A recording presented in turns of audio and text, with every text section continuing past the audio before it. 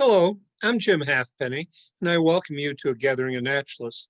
The gathering is hosted by A Naturalist World, an ecological education company located at the north entrance to Yellowstone National Park.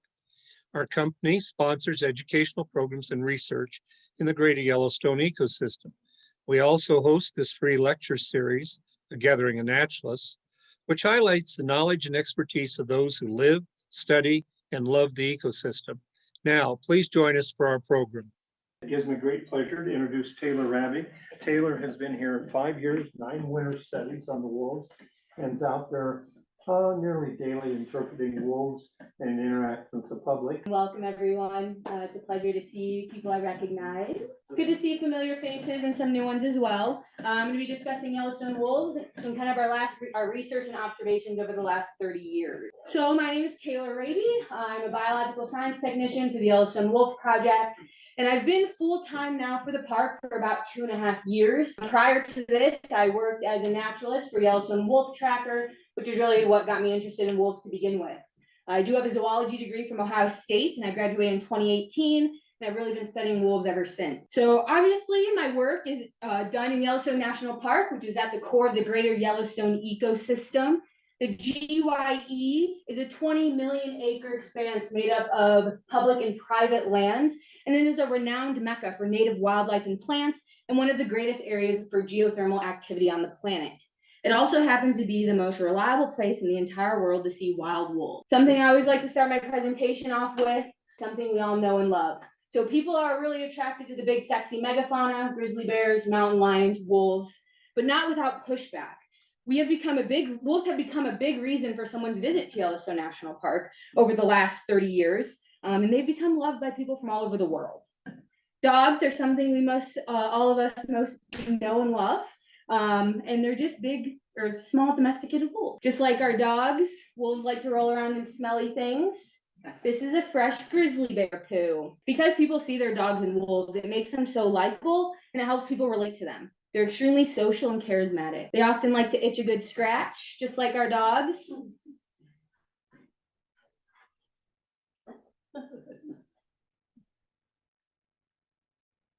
And wolves are cooperative breeders. So often big sisters and big brothers will bring toys to and from the puppies. You guys might have seen this video go viral on social media, but these are the Molly's pack. And most of these are big sisters bringing toys to the new puppies. Just like our pet dogs, they like bones and antlers, an occasional tree branch, all kind of things. So these are toys in the wild.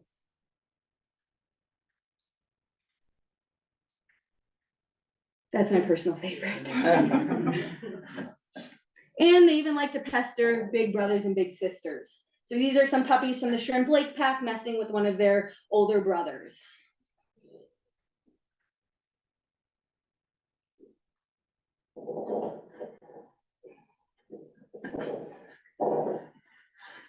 They might play a game of tug of war.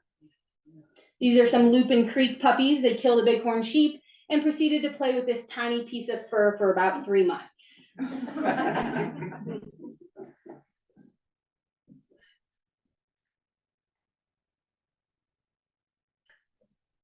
They might even do a somersault or two.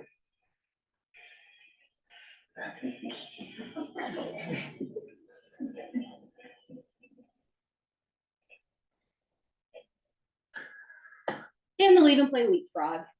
So these behaviors that we have the opportunity to observe and share with people from all over the world is one of the reasons people continue to fall in love with wolves. But this hasn't always been the case, and wolves still cause extreme controversy. And although wolves are liked a lot better now, some people still hate them and probably always will. In the early 1900s, wolves were eradicated completely from the western part of the United States. The last Yellowstone wolf was shot and killed in the early 1900s in Soda Butte Valley. This was a common occurrence, and the political pull that wolves have in the West is still very prominent. Wolves are vilified in the media, right? Three Little Pigs, Little Red Riding Hood, the new Frozen movie, the wolves are trying to eat them, and the new Beauty and the Beast, the wolves are trying to eat their dad, right? So the media continues to paint them in a very negative light. In 1995 and 1996, Doug Smith, who all of you know, the former lead wolf biologist for the Yellowstone Wolf Project, helped reintroduce the first set of wolves back into Yellowstone National Park. From 1995 to 1996, 31 wolves were brought down from Alberta, Canada, and put into acclimation pens that were about 1 acre in size for 10 weeks. The following year, another 10 wolves were brought down from Montana. People were very, very angry and fought the reintroduction every step of the way. And so now I belong on the team that continues to research, educate, and provide information to the world on wild wolves. The Yellowstone Wolf Project is arguably the most successful carnivore reintroduction program in the entire world. So what have we learned in the last 30 years? We have visited over 6,000 carcasses, have done over 1,700 flights, have collared over 450 individual wolves, have hiked over 20,000 miles, and have over 113 scientific publications. So this is a really cool infographic done by one of my coworkers, Kira Cassidy, who's a research associate for the park. So this is the gray wolf range, current, potential, and historic. So you can see for the historic range in that gray color, expanding all the way over to the eastern part of the United States. The potential habitat in that gray, green, rusty color, I guess, greenish color. And then the current habitat, which is in the orangey color, right? But this is even a little bit outdated. We have wolves in Colorado now, right? People just saw some wolves in Nevada. And right now, we typically see about 100 to 120 wolves in the park at any given time. That's about the carrying capacity for Yellowstone. And that stabilized right around 2009. Some years are better than others. This year, the video down below is when the Junction Butte Pack had 35 members. We haven't seen a pack that big since the Druids, and they've gone from 35 down to about 8. So we do see these fluctuations. But this year, I watched them kill 3 bison simultaneously and eat them in one day. So some really good watching. Right now in Yellowstone, we have about 120 wolves, give or take, split up in between about 10 different packs, 5 of them being up on the northern range.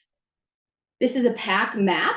This was done by my coworker, Jeremy Sundaraj, and this is through aerial locations. But you can see many of our packs vary in range sizes, most of them being about 150 to 300 square miles, some bigger, some smaller. You can see up at the black line up north, that's the northern range where most of us spend our time in the winter months. And there's 5 different packs you can run up to there. This is a little bit inaccurate too, because we know Walkley Lake comes all the way up north into Gardner. So this is even showing a smaller bit of their territory.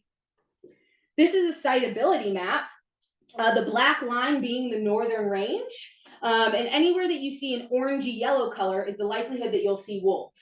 So you can see in places like Gardner, Mammoth, Blacktail, Slough, Lamar Valley, you have a really high chance of spotting wolves at any given time. And then this is very similar, also created by Jeremy, but this is a heat map. So you can really see where the packs are spending a majority of their time, right? In the light blue color, you can see Wapiti Lake. The dark blue inside that circle is Hayden Valley. We all know they spend their time there. And so as a member of the Yellowstone Wolf Project, I have 4 primary job duties: monitoring, management, education, and research. Monitoring includes things like driving throughout the park and listening for different radio collared wolves. I have a receiver in the car, and if a collared wolf is in the general area, it'll begin to beep. I'll then get out and use my directional antenna to kind of figure out which way I should be looking. Most of my work is done up on the northern range, but I do get all the way down into the interior, places like Old Faithful or Grand Prismatic, to track those interior packs as well. Everyone thinks it's cheating because we have radio telemetry. It's easy for us to find the wolves. I could give almost any of you in the room radio telemetry and you won't find them. It's kind of a craft to be able to work in a mountainous terrain like Yellowstone. Sometimes we get to do the fun stuff and do an aerial flight. So just like ground tracking, we're tracking from a plane. And this makes it easier for us to document and keep tracks of packs that we just aren't seeing from the road very often, like Cougar Creek. So in the bottom right, that's the Cougar Creek breeding male, 1342, and he was in the only patch of snow in the middle of July at the very top of the mountain. Then there's the management side of my job, which is very important, but also controversial depending on who you are. So we know wolves need to cross the road, and they spend time near the road corridor. There's a big giant piece of pavement that runs through a majority of our northern range packs territories, but there is a proper way for the wolves to behave around the road corridor. So it's up to me and some of my coworkers to make sure people are behaving when wolves are near the road and that wolves are behaving properly. This wolf in these photos is as close as it looks. You could have reached out and touched it. And so we know wolves are bound to have some type of interaction with people, but our goal is to minimize those interactions and the impact that they have on the individual wolf. This is just another sequence from that event. The wolf stole a tripod, right? It's very cute and it's very funny, and it looks very cute and very funny. But this was just the beginning of a very long few months for the Wolf Project, bear management, and law enforcement for the park. We spent hours hazing this individual wolf. He's about 10 months old, so still a puppy, very curious. And a few months later after this event, he followed one of our Rabe biologists into the backcountry at very close proximity for a few miles. It would not leave. He was yelled at, he was clapped at, rocks were thrown at him. It wasn't until he had a can of bear spray in his face that he ran off. So because of this, we decided to lethally remove this wolf from the park. We were fearful that it was going to bite someone. We didn't want it to injure a person, regardless of how people feel about wildlife. Human lives will always come before wildlife. This was the last time we hazed this wolf, which we'll talk about hazing here. It's a lot easier said than done. They're a lot faster than us. It's hard to run through the snow, and it's hard to shoot a paintball gun accurately. But you can see it's really not running away that fast. This isn't how a typical wild wolf who has a healthy fear of humans would behave. And by some miracle, we happened to capture him. And he got fitted with a radio collar. And this became Wolf 1273 of the Rescue Creek Pack, who is now one of the most elusive wolves in the park. We did not need to euthanize him. His behavior changed dramatically, in part due to hazing and in part due to the traumatic capture, right? But we still have people from all over the world reaching out to us, asking about our hazing, asking about our aversive conditioning and how we can prevent habituation. A lot of other places will immediately go to lethal removal, right? They don't want to put in the work. They don't want to deal with that. But this is something that we take pride in and something that we do. So this is what we want to see when wolves are near the road. That puppy's about 7 months old, terrified of people, wanted nothing to do with us, very uncomfortable. This day, we got 26 wolves from the Junction Butte Pack across the road. It's one and only time I think it's ever been done. Another example of what we don't like to see. All right, this is a puppy from the Wapiti Lake Pack this winter. Doesn't care that a giant snow coach is driving right up to it. Right, this is how our wolves get hit by cars. Remember this wolf that you're going to see here on the left.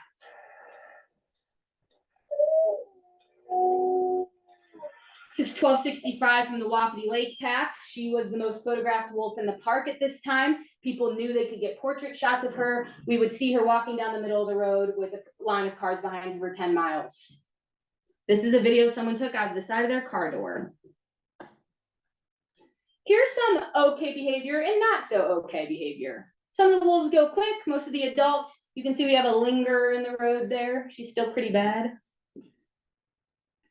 And then this wolf here, 1229, my favorite girl. She's walking down the middle of the road in Gardner during hunting season. This was taken by one of our beloved guides in the audience here. And so we don't want any of this type of behavior to be occurring. And so this is when we're going to be implementing some type of aversive conditioning. We have 3 different levels of hazing: low-level hazing, mid-level hazing, and high-level hazing. And we'll talk about what those mean. So this is an example of low-level hazing. It can be things like honking your horn, yelling or clapping, just trying to make this wolf associate something that wasn't super pleasant to whatever behavior we don't want them to be doing. This is another example of low-level hazing. This is my husband, Jack. There was about 15 of us standing in a picnic area, and this wolf just walked right on by. It wasn't necessarily interested in us or approaching us, but it also wasn't scared of us. So this is what we would consider being tolerant. A couple minutes right after this event, I actually drove out, and in the middle of the road, the wolf was standing right there, let me open my car door, and I shot it with a couple paintballs. This is an example of mid-level hazing. And so this is when we're kind of amping up the resources that we're using to scare off these individuals. This is usually done to repeat offenders, wolves who have been honked at, yelled at, clapped at, and it's not really working. So this is 1229, the wolf you guys saw walking in Gardner. So you hear me chuckle because it's funny. This is an interesting thing that we get to do. It's, again, a lot easier said than done. We often don't hit the wolves. We're flailing. It's hard to aim. They're fast. But often the noise alone is enough to scare them away. And then this is an example of high-level hazing. This is when we're kind of bringing in the heavy artillery. Bear management and law enforcement are the only ones who can do this. You need to be able to shoot a shotgun and know what you're doing.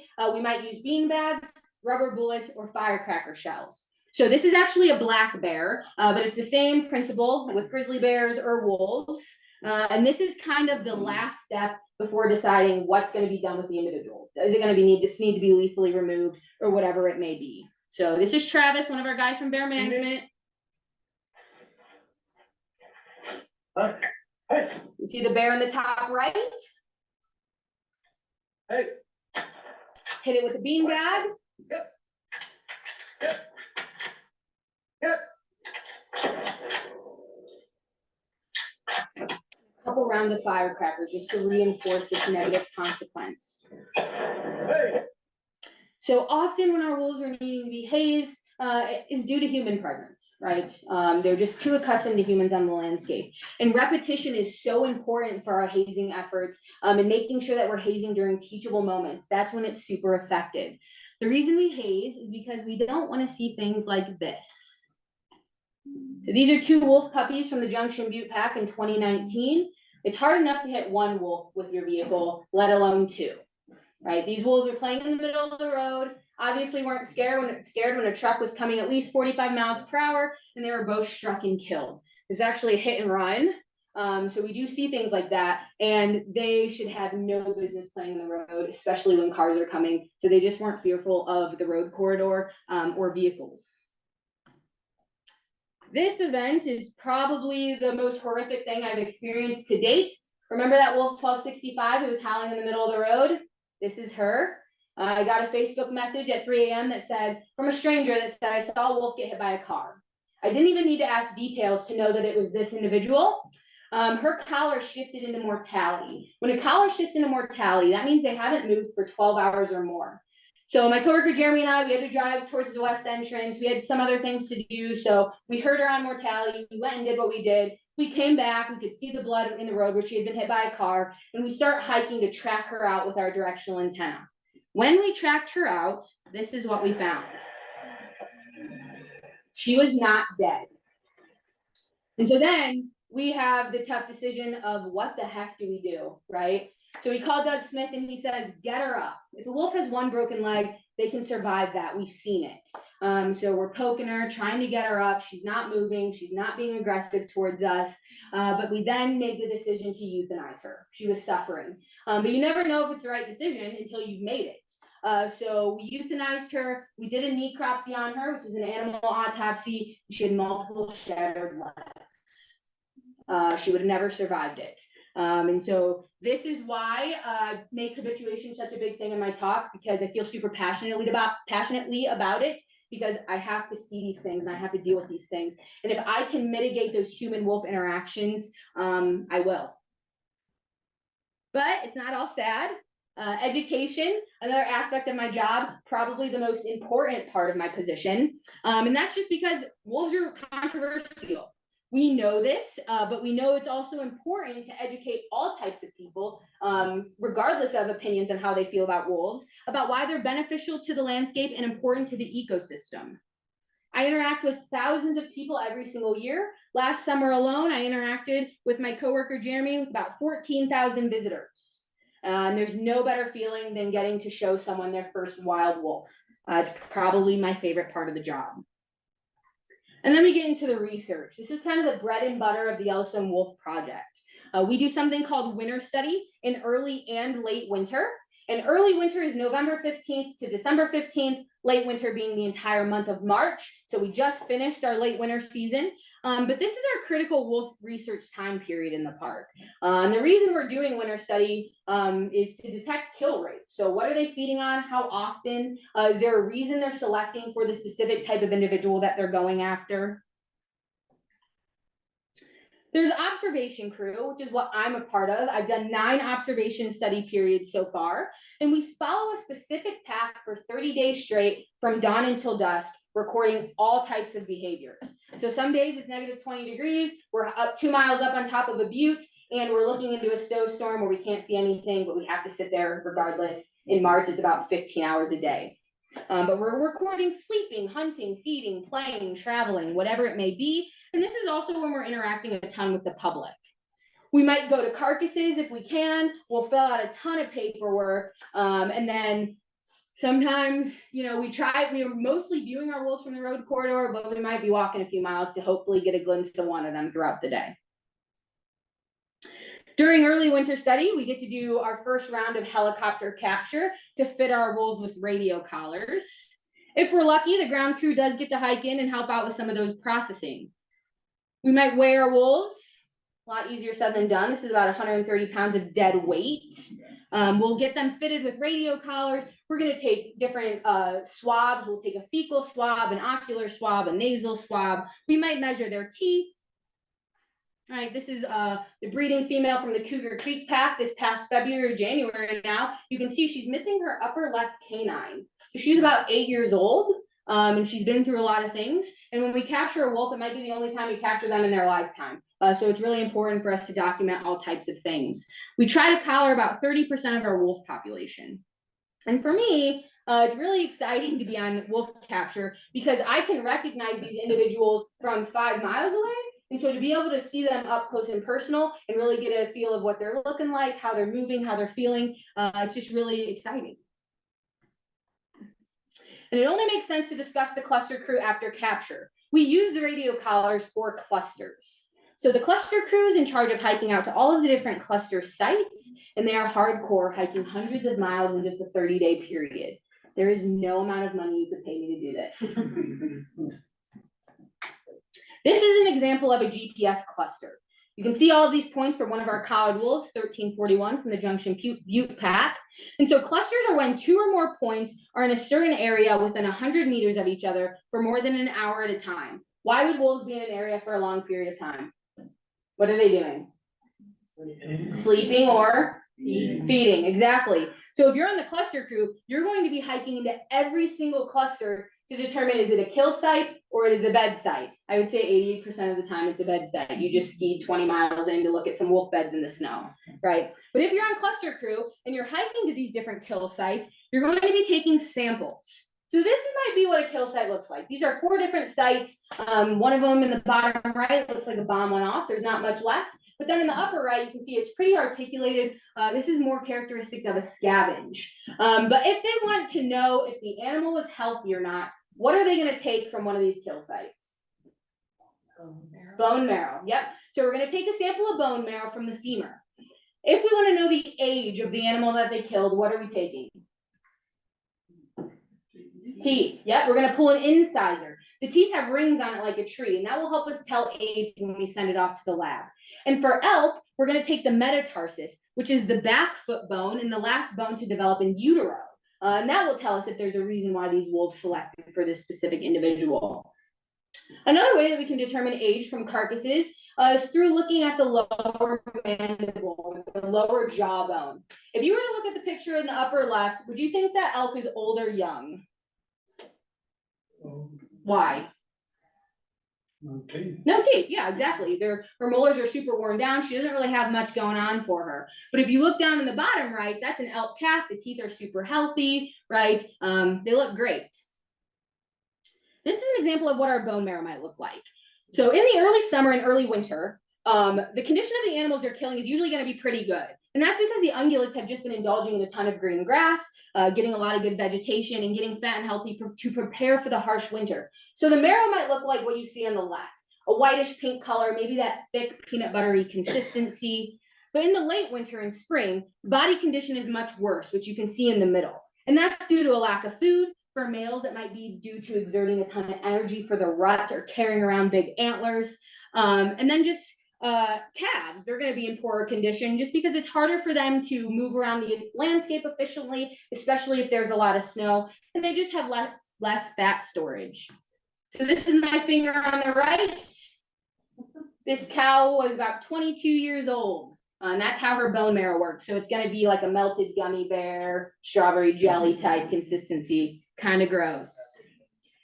And so the reason we're collecting these marrow samples is to determine body condition, right? So we're going to take all of the samples we collected all year, we'll push them out into these little cups, and then we'll weigh the cups. We'll then put the cups into an oven for a couple weeks to dry them out. We'll then weigh them again.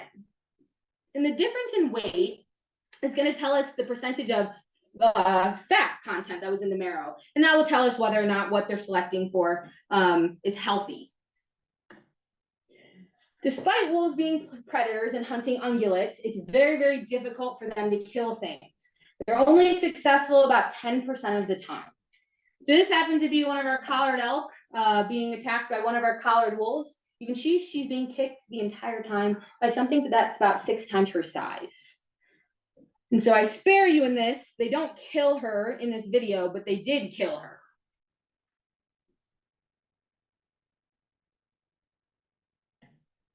And then this is just a video of them kind of coursing through this bachelor herd of elk.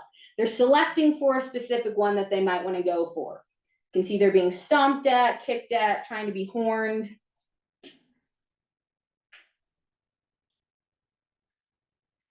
They do not kill one of these bulls, but I do remember sharing this on social media and having a ton of people say, why don't you post the real ending? This is usually how it ends. The elk run away and the wolves are left empty-handed. And so this is the most difficult graph I have in my presentation. If you remember anything from this talk, remember this. We'll kind of go through this together here. So on the y-axis on the left, it's proportion, and that's the percentage of the elk population. The elk x-axis down low is the female age of elk in years. So for the yellow bars, that is the age of the elk in the park. How old are most of the elk in Yellowstone? Yeah, they're pretty young, right? Under the age of 10. The gray bars are the age of the elk when they're killed by wolves, which is when? Yeah, they're older, right? About 13 years old. The blue line shows that as the age of an elk increases, the likelihood that wolves can kill it increases. Shocking, right? As an adult, as a human, as you get older, the likelihood that you die increases. Right? And then the pink line shows that you're less likely to survive as an elk if you're over the age of 12. And then lastly, the black line shows us that the ability to produce a calf decreases as you get older, which all makes sense. And so we have visited over 6,000 carcasses in the last 28 years, and over 3,000 of them being wolf kills. And what we have found is that really elk between the ages of 2 to 12 years old are almost untouchable by wolves, right? Wolves are primarily selecting for female elk over the age of 14 in past reproductive prime. This is important because you hear all of these arguments about wolves selecting for the healthy cows, selecting for the healthy bulls, when this is just science. This isn't my opinion. This is just data that we've collected. I always like to show this. This is from Montana FWP. These are kind of elk objectives. You can see in the bottom here, this is 313 and 316, which are the units bordering Yellowstone National Park. And Montana says that the elk numbers are over state objectives, which means they are right around where the biologists think they should be. So wolves, in fact, are not killing all of the elk near Yellowstone National Park. And a new article just came out at the end of March by Wyoming that says they're about to propose an unlimited number of elk tags to be distributed because there are far too many elk in the state. And this is just a fun video after going through the hard graph. The wolves are trying and not succeeding. So this is that same trail where we saw the toys. So now we'll talk a little bit about scavengers. A wolf can consume about 20 pounds per sitting from carcasses that they're consuming, but food comes with scavengers. Sometimes a carcass pops up without much effort from the scavengers or the predators on the landscape. This is a bison that just died of natural causes and a subadult grizzly bear who claimed this carcass.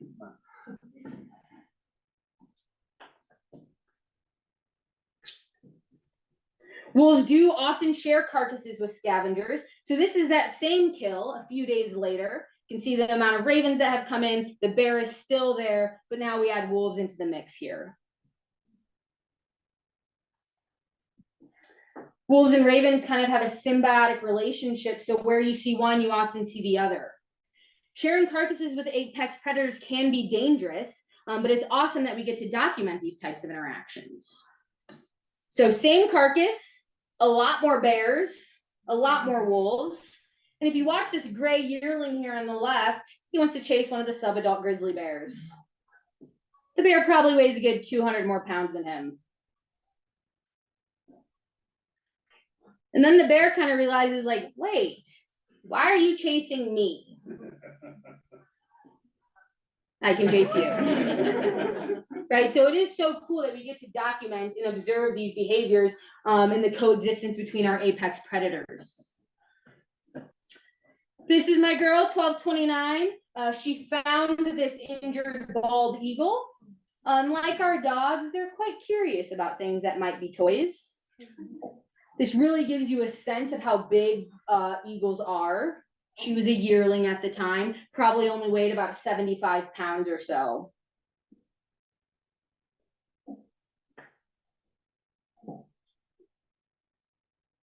And this is how it ended. She didn't kill the bird, probably died eventually just because it can't fly. But it's all about curiosity at this young age. And so now we're going to talk about observation, which is my specialty. This is what I do on the ground every day. So this time of year, we're really starting to work on pup counts. So our wolves are going to start going into dens here in the next few days, and they'll start producing pups right around April 15th. So something that we like to do is try and get counts on all of our packs for puppies. And this is just so we can it helps us estimate the number of wolves in the park at the beginning of the year and at the end of the year. We also like to keep track of pup mortality too. And so come May, end of May, early June, we are watching den sites, trying to get eyes on the number of pups, color breakdowns, multiple litters, potentially, things like that. And so pup survival in the park for us is about 72%. This is one of our females moving a newborn pup. In mid-July, while I was alone, I found the shrimp lake pack just for a brief moment. No one had seen her pups yet, and I was worried she didn't have any. And then all of a sudden, we saw this following behind mom, the teeniest pup, a popcorn shrimp, if you will, right? And I was worried she only had one puppy because this is the only one I saw, and this was the duration of the sighting. But then the next day, I did a flight, and I saw that she had 4 little guys, 3 of them still being alive. So I am quite biased. This is my favorite pack in the park. So I'm excited to see them thriving, but aerial is another way that we do get counts on our pups because they are often hard to see from the ground. This is a sped up video of the Junction Butte pack, one of the only visible dens from the ground in Yellowstone, but you'll get an idea of how hard it is to actually count them. So this year they had 18 puppies between 3 different females. They look like ants. Right, so you really need to make sure you're not counting the same puppy twice, and then you're trying to get color breakdowns through the heat waves and things like that. So it does tend to be a little bit difficult. And then this is these puppies just a couple months later at a little bit closer of a view, right? But then you really get a sense of, okay, this is who's here, this is how many we see, this is their color breakdown. And sometimes viewing is just easy. This is the one and only surviving pup of the Junction Butte pack this year. So she's not hard to count at all. This was her very first big adventure from their rendezvous site this summer. And this is that pup now. Well, now she's sporting a radio collar, but she still looks good. You could hear I was loading my paintball gun in that one because she wasn't behaving. And then that female we saw with the puppy moving it, this is her bringing it across the river.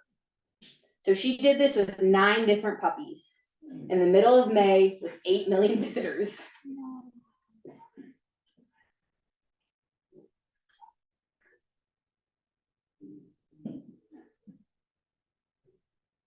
And sometimes we only get counts of puppies from trail cameras. So this is the trail where the toys were being brought back to these very puppies.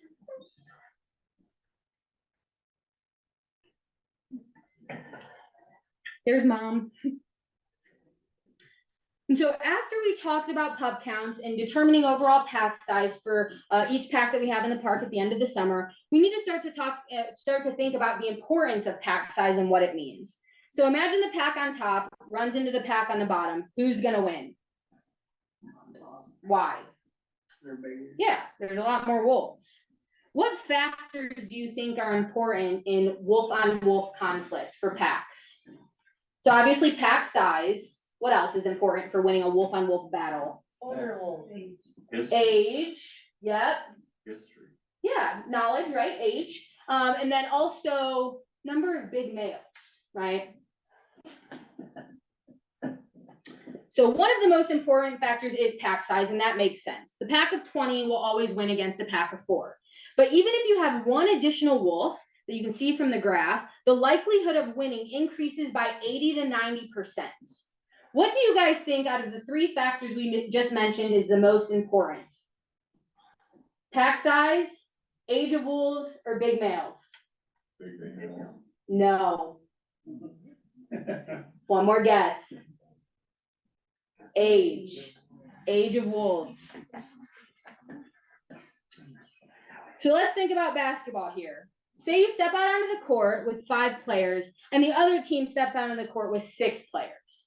Obviously, the team with 6 players has a greater advantage and has a higher chance of beating you. But imagine being the team with 5 players, the figure on top, and one of your players is Michael Jordan. You might not be at such a disadvantage, right? The pack with more elder wolves, and an elder wolf is being 6 years or older, has a higher chance of winning a wolf-on-wolf interaction. And that's just due to more experience, more wisdom, right? They might just be smart enough to avoid the conflict at all, in general, right? But pack size also matters for things like hunting, and not just territorial conflict, but only up to a point. So if you look at the graph, the odds of a wolf pack successfully killing an elk is highest right around 4 to 5 wolves, which you can see in the red circle there. But after that, it starts to decline. And we kind of think of this as like too many cooks in the kitchen, right? Hunting groups bigger than 5 oftentimes consist of a lot of puppies. And when the puppies are involved in the hunt, they're essentially useless. They end up chasing each other. So if you're watching a hunting sequence and you pick the wrong group of wolves to watch, you might miss the hunt entirely. So we'll move on to cause of death here. What do you guys think the leading cause of death for wolves is in Yellowstone? No, Yellowstone, they're protected. Other wolves, yeah, exactly. Wolf-on-wolf conflict. We deal with disease in the park, sarcoptic mange, parvovirus, canine distemper. We see toxoplasmosis in the park. And then what do you guys think kills them the second amount out of the things on the screen here? Cars. Other prey. Kicked by a bison or kicked by an elk. Our oldest wolf in the pack right now is 907 from the Junction Butte pack. In about 10 days, she's going to be 11 years old. And it's this gray female here. She's the dominant female of Junction Butte. She is a really cool wolf because she has produced the most litters of puppies in Yellowstone wolf history. She's also kind of gnarly looking. So she only has one eye. She's missing her left eye. She's quite large. Females typically weigh 80 to 100 pounds. She weighed about 120 at her last capture. So she's eating well. But she's definitely not the cutest thing in the park. And then this wolf here, this is from the Molly's pack, the oldest reigning pack in Yellowstone. She's going to be 10 and a half years old. But you can see, just like humans, they'll start to gray with age. So she's turning that very beautiful silvery color. Probably one of the most beautiful wolves I've ever seen. We talked about wolf-on-wolf conflict. Sometimes it goes okay. So this is a wolf from the Hawks Rest pack interacting with a female from Junction Butte. You can see she's flirting with him. This ended okay for him.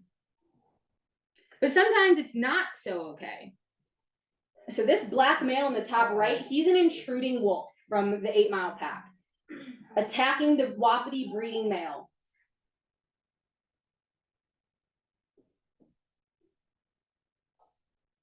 So all of these other wolves are Wapiti Lake wolves.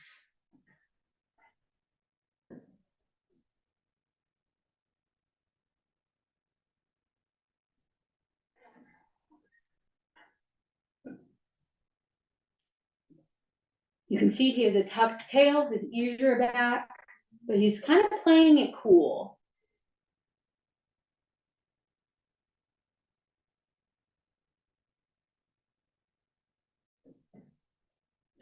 And so you can see it kind of turns into this mob mentality. He had just been flirting with all of the females in the pack, having a really good time. Then the dominant male came in and started this aggressive behavior.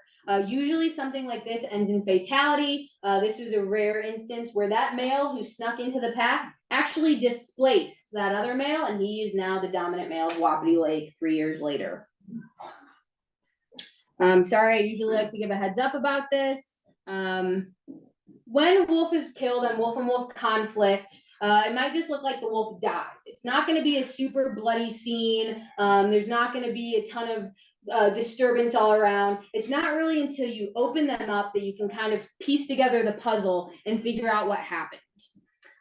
So when we open them up, we try to go into all of our wolves that have died. We want to retrieve the radio collar if they have one. We would like to retrieve the skull, take different samples and things like that. When a wolf is killed by other wolves, it's almost death by 1,000 bites. So you'll really start to see the hemorrhaging inside the pelt area. We talked about death from prey. So you can see this is the 8 Mile pack. This pack at the time had 25 individuals. These are all puppies. They had 18 puppies. One of the wolves got kicked really hard, right? They had no chance of getting this bull elk, but they tried. And then hunting bison is a little bit different.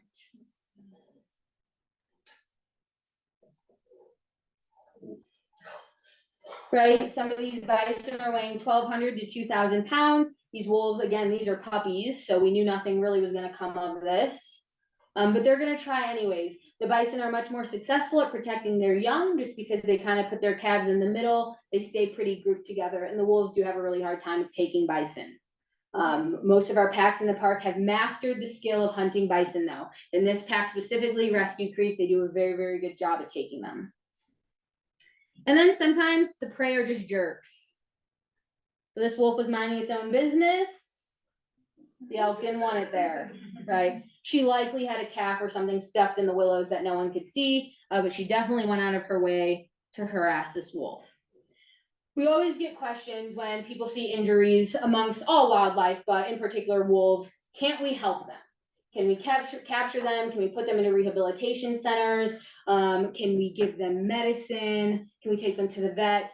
And the answer is just no, right? We try not to intervene if we can, unless it's human caused. But we try to just like kind of let the process work itself out and work out naturally. This is Wolf 911M. I like to show this photo because he had a broken jaw. He survived on a broken jaw for a few months. He was actually killed by other wolves, but the reason he was killed is because he was protecting an elk that he had just killed by himself with a broken jaw.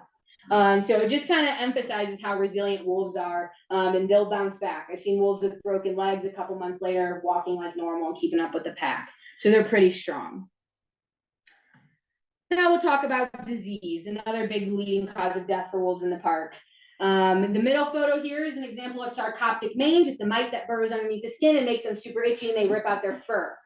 We do see cases of mange coming throughout the park. If you've seen the Shrimp Lake pack recently, they have a bad case of mange. But generally, if they have good nutrition, the decent sized pack, they're not going to die from it. Most of our wolves, if they're dying of disease, it's going to be canine distemper. But we don't see it that often. This female on the left here, this is 1005 from the Carnelian Creek pack. She actually was found dead inside her den hole. So you can see the hole behind her. We pulled her out, presumably disease, but it's really hard to know for sure. We didn't get into her in time. And then the wolf on the right is 1199F from Cougar Creek, who likely died of malnutrition. Again, the scavengers got to her before we did, but based on her bone marrow, it was pretty poor. You can see kind of nothing goes to waste. And then there's the other category. We never like when our wolves die, but when they die from something cool, it's a little bit more interesting. So this is we got a call that there was a wolf dead on the side of the road, close to one of the main roads in the park. And so we just assumed he got hit by a car. We're pulling it out. We're going to go do a necropsy on it. We did the necropsy, and we found puncture wounds in its skull. After doing a little bit more investigating, we could see that there was a carcass nearby here. And after talking with bear management and other biologists from the park, we basically determined that this wolf was killed by a grizzly bear. Its head had been crushed. This is the first time we've documented something like this in the park. On the next slide, there are dead wolves, so if you don't want to look at them, don't. Humans, human harvest, human hunting outside of the park. It is legal.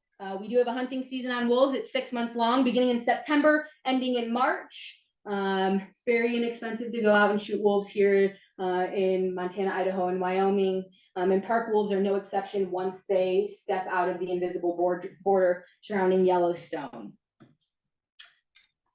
This was created by my coworker Jeremy, but this just kind of highlights where a majority of our wolves are being taken at any given year, right?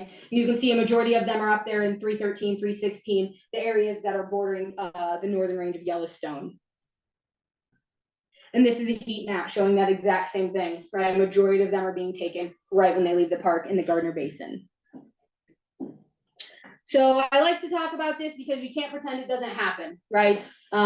Usually we do have a quota system right around the park. You can see a couple of times on this graph here where the quota system was eliminated, 2012, 2021 being our worst year yet, losing 25 park wolves. But this is just something that we deal with, and we're trying to combat it, be a little bit more educational, and just help people understand that wolves are beneficial parts of the ecosystem. I'm not going to touch on this too much. If any of you guys want to talk about it afterwards, I'm happy to chat about it a little bit, but it is something that's important to talk about.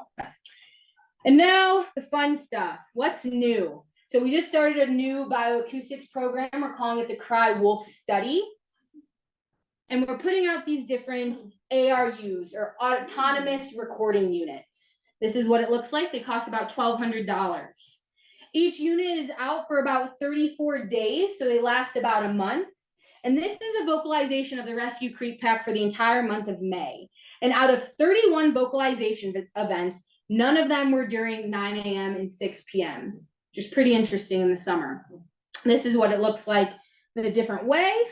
But in the winter months, if any of you are ever in the park, you can hear them howling pretty much all throughout the day, right? I think a lot of that has to do with breeding season and just a lot of amped up hormones, a lot of traveling. But this is what it sounds like on one of our devices.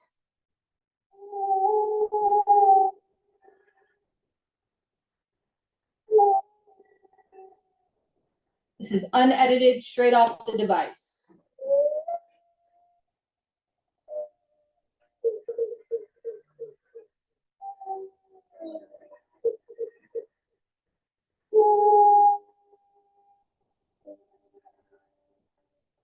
You hear the puppies come in here.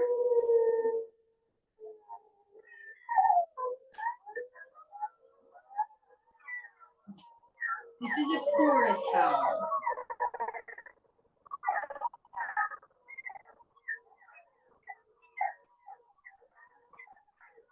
And so the goal is to use a population where we know pack composition, we know pack size and structures, and then to be able to use an artificial intelligence model to determine the number of wolves based on howling alone. And so this model should be able to recognize individual howls, individual like pack howling signatures. And so this is super new, groundbreaking, cutting edge research that we're working with. If any of you guys heard Jeff Reed talk, he's a big collaborator with this as well. This might be what it sounds like between interactions in packs. Envision what your dogs might be doing during these.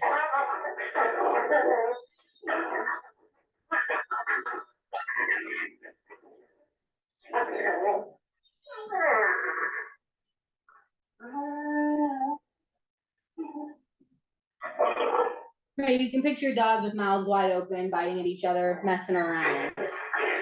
And then I always like to throw in wolves versus coyotes. Everyone asks me, are they hearing wolves howling? You will generally know.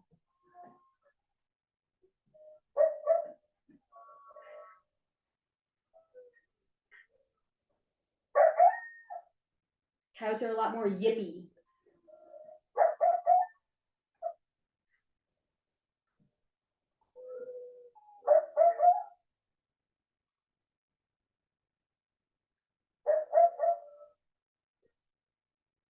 This coyotes are kind of gross looking when they're doing that. But this is a lot of cool stuff that we're gathering.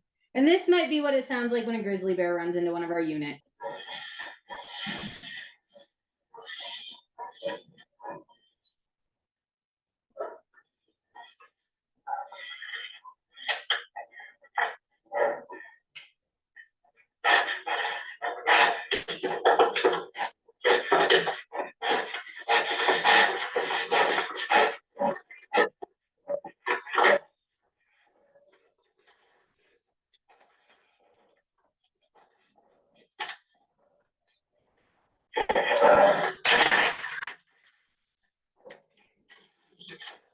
This is what it looks like after he does that.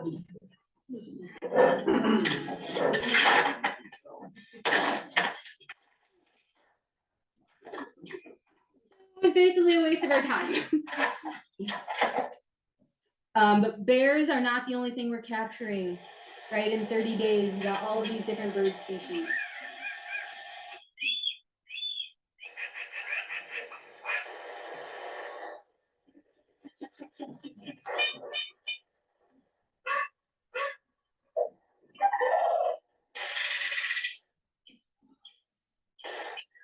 So what now, right? Where do we go next? So wolves are doing really, really well. They're recolonizing the western part of the US. You know, we just reintroduced wolves into Colorado this year. We put 10 wolves on the western slope from Oregon, which depending on who you are, is really exciting and really, really scary. We are seeing wolves pop up in places we never thought they would, right? We're continuing to learn things every single year. Maybe the next step is to be a little bit less invasive, not have to collar so many wolves, and be able to count packs and keep track of them via trail cam and bioacoustic recording devices. And something that we're all, I think, looking forward to the most is, could bioacoustics be a new method used as non-lethal methods for coexisting with wolves? Right? Could you, if you have a rancher who has a pack of 5 that keep eating their livestock, could you play a recording of 20 wolves to scare them away? Right? And so these are just things that we're kind of dabbling in. Lots of questions to answer. Some of you like to keep up to date on the Yellowstone wolves. I always like to plug this here. Jim makes these wonderful charts that helps us keep track. The new one should come out soonish. But this just kind of lets you know pack compositions, how many pups, where they're at with the pack map, helps you recognize individual radio collar wolves. So good to stay on top of. And then if any of you guys have any questions, you're welcome to reach out via social media or email. I'm happy to answer them. I do appreciate you all coming and taking the time out of your Friday to be here. If you have any questions that you want to ask now, feel free. I do have some goodies over there on the side, some Yellowstone wolf pelts. One of them's from Alaska, a wolf track, a fake skull, and some of our radio collars. If you guys want to mess around with those and feel what they're like. But thank you so much. Likelihood when wolves kill each other that they would eat the wolf they kill? They don't eat each other. Does it No. never happen? I mean, okay, I don't want to say never, but a majority of the time it does not happen. Okay. Yeah, even if like wolves kill a mountain lion, they're not going to eat the mountain lion. And if you even think about yourselves, right? Predators don't really eat predators. Yeah. Like even us, like when we're killing things, like people are trophy hunting a lion or whatever it may be, we're not typically eating them just because they're super lean. And they're gross. They're eating dead things. It's not going to be a fun meal by any means. Yeah. What about when they kill coyotes? They don't eat them. Okay. I mean, I've gone to specifically carcasses and things. I've just found the coyote carcasses there. Yeah. Okay. They're I just have a question. competition. I have that same wolf guide on the TV. Cool. Good. Super cool. Yeah. The diseases that you find affect the wolves and stuff like that, do you have any idea what the entry point into their system is for that? It depends on the disease. Yeah. So like sarcoptic mange, we gave it to them. So in the early 1900s, when we were eradicating wolves from the West, if someone brought in the wolf or a coyote to veterinarians, they were advised to inject them with mange and release them onto the landscape. And so now we're dealing with that 30 years later, right? The disease toxoplasmosis, which a lot of our wolves test positive for, is actually from cats. So it's like a mouse cat system. And they're getting it from mountain lions, right? A lot of their territories overlapping with mountain lions. Canine distemper is just part of the landscape. And I say same with parvovirus. Yeah, it's just always been here. Yeah, good question. We've got one in the chat. What age do wolves get their adult howling voice? Ooh, I don't know. Probably two, yeah, I mean, even some of the yearlings are super yippy, but I think it just really depends on what they're trying to convey through the howl too. I've heard one yearling who has the hoarsest, deepest howl I've ever heard, it's disgusting. So I think it just really depends, yeah. When do you see that last question coming? Is there a reason rabies doesn't seem to be a concern? I will defer that to my husband, Jack.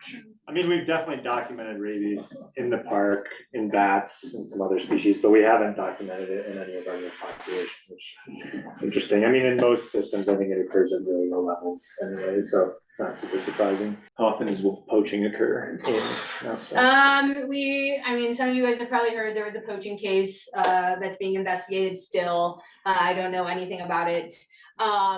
It happens, but not frequently. But if someone wants to poach a wolf, the likelihood that they're caught is very, very, very slim. It's very easy to poach an animal, and it doesn't really help that the consequences of poaching something is very low, right? Pretty much a slap on the wrist. So it's not something that happens often, though. I think maybe only a couple times since I've been here in 5 years.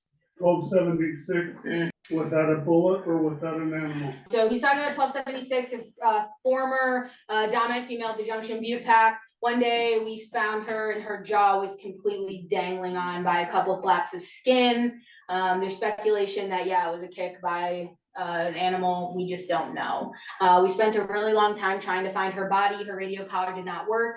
So it was just boots on the ground trying to find her. We went everywhere that she had been. The last place that she was seen, Yellowstone's 2.2 million acres. It's nearly impossible to find something. We were looking on foot, so we did never recover her. So it's hard to say. Someone in many years to come, I'm sure, will find her body and skull or skeleton. We might be able to determine something then, but not sure. You want to tell us a little story about your favorite wolf and why you like that? Yeah, 1229. I have a tattoo of her. She was the first wolf I got to put a radio collar on. I was just a volunteer for the project in 2019. She was a puppy, and she was also one of the first wolves I saw in Yellowstone. But she was very spunky. She would hang off bison's tails just because. She just kind of moved to the beat of her own drum. And I think one of the reasons I liked her so much is because I could see myself in her. And I think that's why a lot of people relate to the wolves, because they have such a great social structure and family dynamic. And she just was a busybody, super helpful with the pups. So I enjoyed her a lot. Unfortunately, she was actually trapped and shot last winter outside of the park, which is a huge blow. Death, wolf on wolf conflict, death is not a pleasant one, but at least it's natural. So we much prefer our wolves to go that way, or some other natural way, but it happens, right? So she was a legal kill. How come there are no packs south of Yellowstone Lake? There are, actually. One of them is the Hawks Rest pack, but they are not considered a Yellowstone pack. Wyoming wanted them, even though they do spend a lot of their time in the park. The Firehole River pack, we're still kind of getting glimpses of them in the Beckler area on trail cameras. The Pahaska pack, we'll spend some time down there as well, just also not one of our Yellowstone packs. And also, if wolves don't have working radio collars, even if they're in that general area, we cannot keep track of them. So that's just why they're not on the map. We just aren't getting aerial locations. Yeah. Is there any hope of a different buffer zone around the park during hunting season? Yeah. Yeah, so buffers are a little bit complicated in that wolves don't know about buffers. So how big will the buffer have to be to protect them, right? They'll just keep going.